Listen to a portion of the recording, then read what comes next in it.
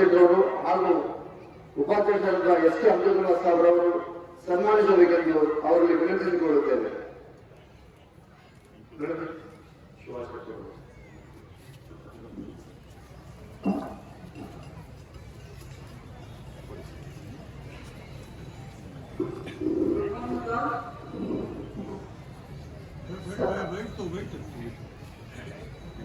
सबको ईद उल अदा की मुबारक हो. ಎಲ್ಲರಿಗೂ ಬಕ್ರೀದ್ ಹಬ್ಬದ ಶುಭಾಶಯಗಳು. ನೀವೆಲ್ಲರಿಗೂ ಗೊತ್ತಿದ್ದಂಗೆ ಬಕ್ರೀದ್ ಹಬ್ಬ ಅಂದ್ರೆ ರಾಗ ಬಲಿದಾನದ ಸಂಕೇತ.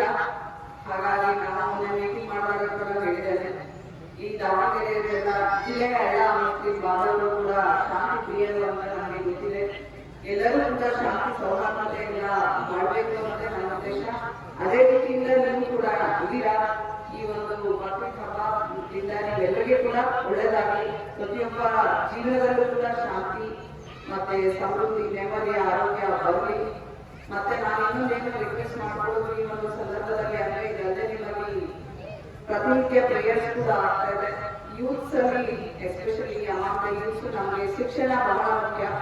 ಆ ಶಿಕ್ಷಣ ಜೊತೆಗೆ ಅವರು ಯಾವುದೇ ರೀತಿಯಾದಂತಹ ಬ್ಯಾಡ್ ಹ್ಯಾಬಿಟ್ಸ್ಗೆ ಹೋಗಬಾರ್ದು. ಅದ್ರ ಬಗ್ಗೆ ಜಾಸ್ತಿ ನೀವು ಅರಿವು ಮೂಡಿಸಿದ್ರೆ ಯುವಜನತೆ ಒಳ್ಳೆ ಮಾರ್ಗದಲ್ಲಿ ಹೋಗಿ ಈ ಒಂದು ಸಮಾಜದಿಂದ ಹೆಚ್ಚು ಜನ ಒಳ್ಳೆ ಎಜುಕೇಶನ್ ಪಡ್ಕೊಂಡು ಅವರು ಒಂದು ಉನ್ನತ ಹುದ್ದೆಗಳಲ್ಲಿ ಸಮಾಜದಲ್ಲಿ ಸಾಧನೆ ಮಾಡುವಂತೆ ಆಗ್ಬೇಕು ಅನ್ನೋದು ನನ್ನ ಉದ್ದೇಶ. ಹಾಗಾಗಿ ನೀವೆಲ್ಲರಲ್ಲಿ ಈಗಾಗಲೇ ನೋಡ್ತಾ ಇದ್ರೆ ತುಂಬಾ ನಾವು ಕೇಸಸ್ ನ ಕೂಡ ಮಾಡ್ತಾ ಇದ್ದೀವಿ ಡ್ರಗ್ಸ್ ರಿಲೇಟೆಡ್.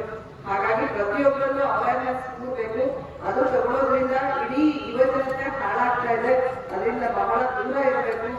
ಇಲ್ಲ ಅಂತಂದ್ರೆ ಕ್ರಿಮಿನಲ್ ಕೇಸಸ್ ಆದ್ರೆ ಅದು ಬೇರೆ ತರ ಸಮಸ್ಯೆಗಳಾಗ್ತದೆ. ಹಾಗಾಗಿ ಈ ಒಂದು ಹಬ್ಬ ಒಳ್ಳೆತನದಿಂದ ಮಾಡ್ತಾ ಇದ್ದೇವೆ.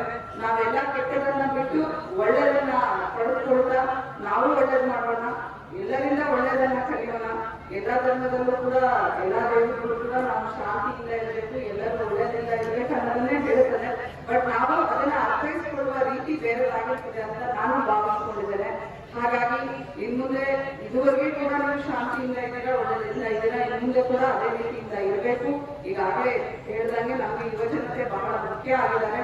ಹಾಗಾಗಿ ಅವ್ರಿಗೂ ಒಂದು ಶಿಕ್ಷಣ, ಎಜುಕೇಶನ್, ಎಂಪ್ಲಾಯ್ಮೆಂಟ್ ಮುಖ್ಯ. ಎಲ್ಲ ಡ್ರಗ್ಸ್, ಆಲ್ಕೋಹಾಲ್, ಬೇರೆ ಹ್ಯಾಬಿಟ್ಸ್ ಇಂದ ಎಲ್ಲರೂ ಹೊರಗಡೆ ಇದ್ರೆ ಇನ್ನೂ ನೀವು ಒಳ್ಳೆಯ ಸಮಾಜವನ್ನ ಕಟ್ಟಲಿಕ್ಕೆ ಸಾಧ್ಯ ಆಗ್ತದೆ ಅಂತ ನನ್ನ ಅಭಿಪ್ರಾಯ. ಮತ್ತೊಮ್ಮೆ ಪ್ರತಿಯೊಬ್ಬ ಮುಸ್ಲಿಂ ಬಾಂಧವರಿಗೆ ಕೂಡ ಈ ಬಕ್ರೀದ್ ಹಬ್ಬದ ಶುಭಾಶಯಗಳು.